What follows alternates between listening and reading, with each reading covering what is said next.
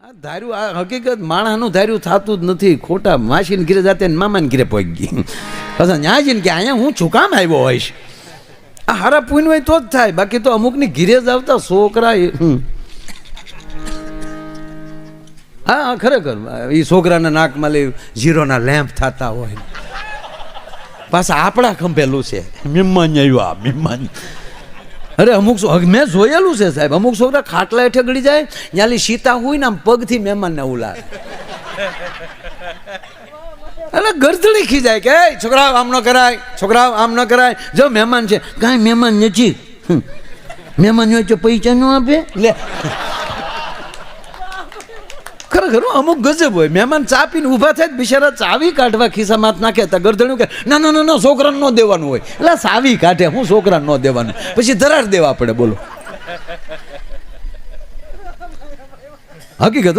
અમે એક ઘરે ગયા તો હકીકત આમ આવી જ રીતે છોકરા ઉલ્લી ઉલ્લીને ખોળામાં પડે ને બે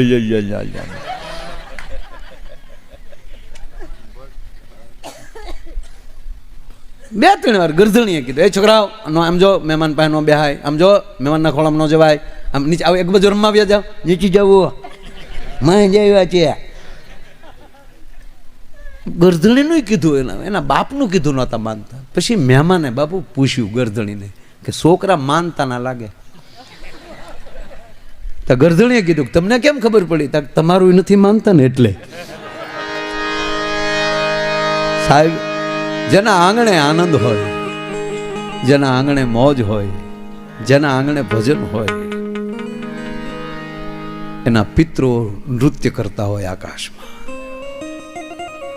આ બધું હરખું થાય ને ત્યારે જ આ બધું થાય છે. બાકી રૂપિયા કોની પાસે નથી સાહેબ, કોની પાસે રૂપિયા નથી. ત્યારે કાગળ વીણવા વાળા ડટા કાઢે હો, એ એપલ ફોન રાખે, વેમમાં રહેવું જ નહીં આપણે. બધાય પાસે જાનમાં જાય તો ભાઈ ગીત બીત શું કામ ગાવા દો? એમણે એમનો મૂંગા મૂંગા જઈને વી આવે. એક દી ગીત ગાય તો વરરાજો પોરહમાં પોરહમાં આ ડગલું ભરી જાય. પહેરવ જપ લેવાય કેમ ઢોલ વગાડવા પડે, તાનમાં એ કૂદી જાય. એમ વરરાજો આ ડગલું ભરી જાય, કારણ કે નવો જન્મ થવાનો છે. તમારા મિત્રનો હતો એ બેન થવાનો છે. એવું નથી, એમાં શાસ્ત્રીય રીતે બહુ જુદું છે. ટૂંકમાં અમારો ભૂરો જોવાઈ ગયો. મારે એ આ ભજનમાં લઈ ઘડીક બહાર નીકળવા હાટું ક્યાં ક્યાં કેટલાક ગાળામાં હું ગયો, પણ લગન લગન છે. આનાથી મોટું ભજન ન હોઈ શકે. હો બાપ,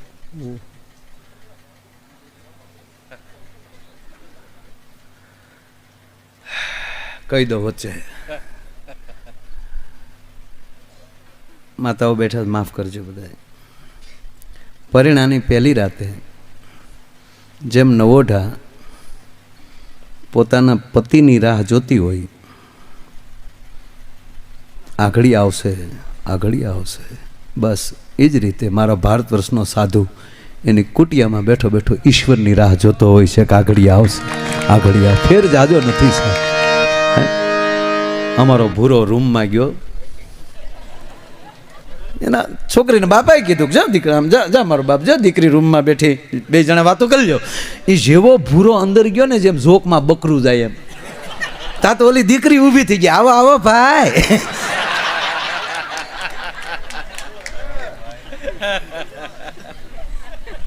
હે ભાઈ તમે કેટલા બેન ભાઈ? તા કે બે ભાઈ ને એક બેન હતા, આજથી બે બેન ને બે ભાઈ. ખોટો રૂપિયો આવે એમ ગમતીને બારો આવ્યો. અને બાપા કે કાં ભૂરા હું થયું? તા તમારે એક દીકરી વધી ને મારે એક બેન વધી, હાલો. ખરેખર આ ભૂરો 45 જગ્યાએ ગયો, આ બધી જગ્યાએ આવું કાંઈક નું કાંઈક બન્યું છે. એક જગ્યાએ બાપુ જોવા ગયો ને તો આમ રૂમમાં બેઠા, તો ભૂરાને પાછું આમ બધી જગ્યાએ અલગ અલગ સ્ટાઇલું ફેરવી, એની એક રંગો ન આવ્યો. એને એમ કે આવી રીતે ગયા તો ફેલ ગયા, તો આ વખતે આપણે કંઈક જુદી રીતે આપણે એન્ટ્રી પાડવી છે. તમારે ખિસ્સામાં દાંતીઓ નાખ્યો સરસ, અને સીધો એ ત્યાં રૂમમાં બેઠો. દીકરી મર્યાદાનો ઢીગલો, ખાનદાન બાપની દીકરી. ત્યાં જો આ થોડોક ખાનદાની કાઢ્યો હોત ને અને ત્યાં ફીટ છું હોત તો કાંઈ સવાલ જ નહીં. દીકરી બિચારી મર્યાદાથી બેઠેલી, આ વળી ઘુઘેશ ત્યાં ગયો, હાવ નમસ્તે. દીકરી કીધું નમસ્તે. બસ તમે જોજો, પહેલી વાર જે છોકરી છોકરો જે જોવા બેઠા હોય ને, બે પહેલી વાર મળે એનું કોક દી જોઈજો, ત્રાહી નજરે જોઈએ, બહુ મજા આવશે. બોલો વળે આમ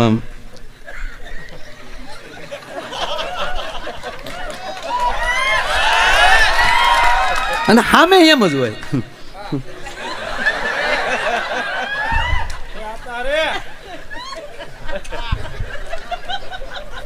આ મને એ થાય કે આ લગ્ન પછી આ મર્યાદા ક્યાં વહી જતી છે?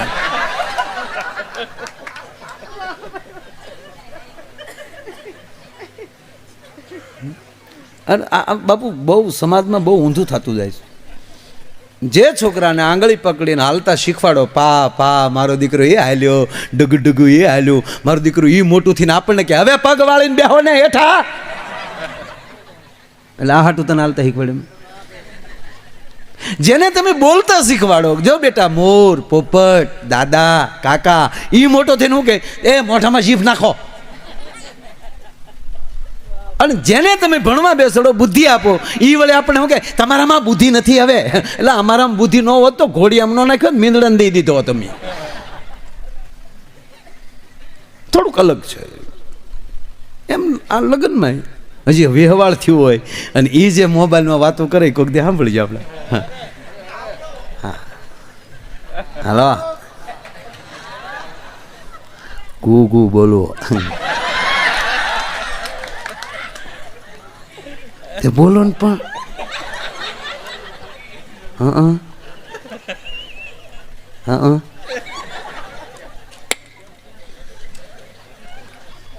નહીં તો તે હું નહોતું બોલતું, મારા બા ની હતા બધા.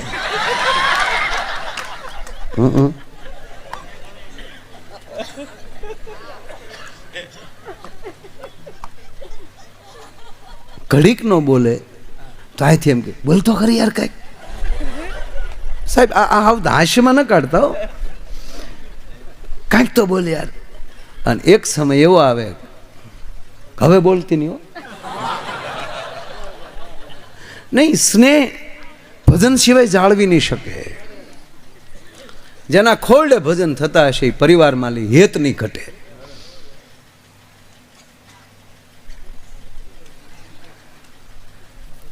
અમારું ભૂરો નહીં બેઠેલા અને પૂછવાનું ચાલુ કર્યું. દીકરીએ કીધું પૂછવાનું તમ તારે. તમારો ભૂરો પાછો તોતડો લચોય આવડે છે. હવે દીકરીને પૂછાય રસોઈ આવડે છે એમ, છોકરાને પૂછાય ગાળ્યું આવડે.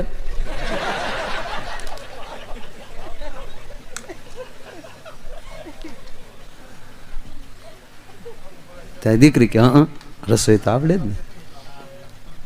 શું આવડે? આપ જે કહો. અચ્છા, ઘઉંના લોટનું શું બને? સેવ બને, શીરો બને, રોટલી બને, શક્કરપારા બને. અચ્છા, બાજરાના લોટનું શું બને? રોટલો બને, પાપડ બને, ધાન બને. અચ્છા, શાક કેટલા પ્રકારના બને? એ બધા અલગ અલગ બને, પછી ભેગું કરો તો ઊંધિયું કહેવાય.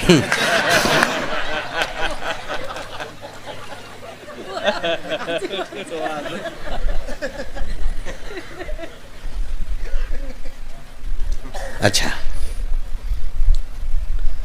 ચણા લોટનું શું બનાય? આમ દીકરી ગોથું ખાઈ ગયું કે આ સંબંધ કરવા આવ્યો કે આને લોજ કરવી.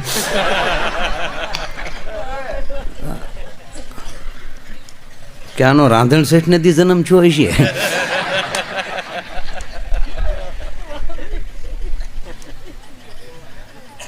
ચણા લોટનું શું બને? ચણા લોટનું તે જે બનાવું બને. હોળી બને, ગાંઠિયા બને, ફાફડા બને, ભજીયા બને, લાડવા બને. બીજું શું બને? તારા બાપનો દાડો બને. ઈ નહોતી બોલ્યો, એ તો હું બોલ્યો. એ તો ખાનદાન બાપની દીકરી નહોતી બોલે, એણે એનું જેટલું કહેવાય એટલું કીધું. હવે એટલે પાછો ફરી જાય ને તોય ઘણું હતું. હવે આગળ વધ્યો. આપણા ઘરે મહેમાન આવે તમે શું કરો?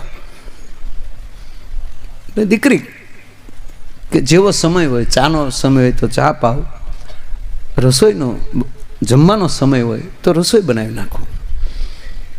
આપણા ઘરમાં લોટ ન હોય તમે શું કરો કે તમને મહેમાનને ખબર ન પડે એમ પાડોશમાંથી માગી આવું, ઉશીનું લઈ આવું, પણ મહેમાનને ભૂખ્યા ન જવા દો. આપણે પાડોશી સાથે સારા સંબંધ ન તમે શું કરાવો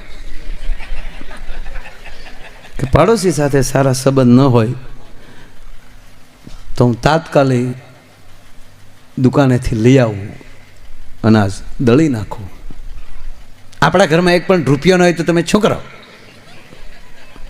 દીકરી કે મારા ઘરેણાં વેચી નાખું, બાકી મહેમાનને ભૂખ્યા ન જવા દો. તારા માથે એક પણ ઘરેણું ન હોય તમે શું કરાવો? દીકરી કે હું વાસણ વેચી નાખું, પણ મહેમાનને ભૂખ્યા ન જવા દો. આપણા ઘરમાં ઠીકરાના વાસણ સિવાય બીજું કાંઈ ન હોય તમે શું કરો? હા, દીકરીએ બડો લીધો, બહાર નીકળ લુખા, બહાર નીકળ. તારા પાડોશી હારે હારા સંબંધ ન હોય, તારા ઘરમાં બાજરો ન હોય, તારા ઘરમાં રૂપિયા ન હોય, મારી માથે ઘરેણું ન રહેવા દે અને ફૂટલા તો હું મારે એરું પકડવા અહીંયા નીકળ બહાર. આમ બોલો બહાર ને વાહે બાય બે તો મારી લીધા. દીકરીના બાપા કે હા નહીં બાપા, પેલા આ બધાના છે ને કે બાયોડેટા લઈને પછી બોલાવજો, લુખાવ ધોડે આવો છો.